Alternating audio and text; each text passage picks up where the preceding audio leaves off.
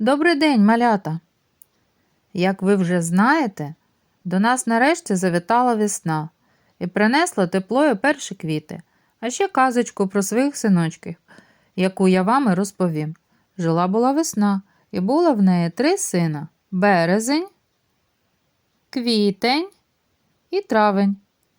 Березень був найстаршим, він щороку приходив найпершим, а травень – наймолодший, завжди поступався місце своїм братам.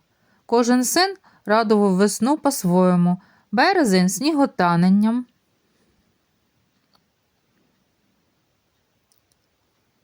квітень – співучими птахами і запашними квітами,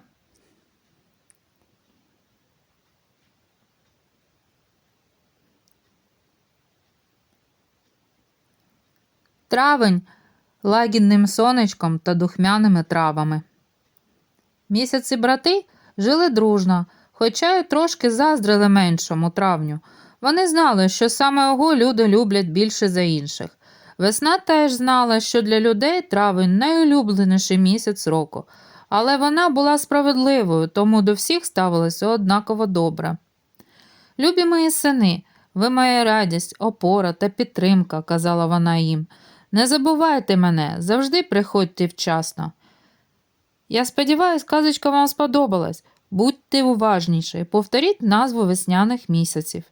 Березень, квітень, травень. Молодці! Дякую за співпрацю.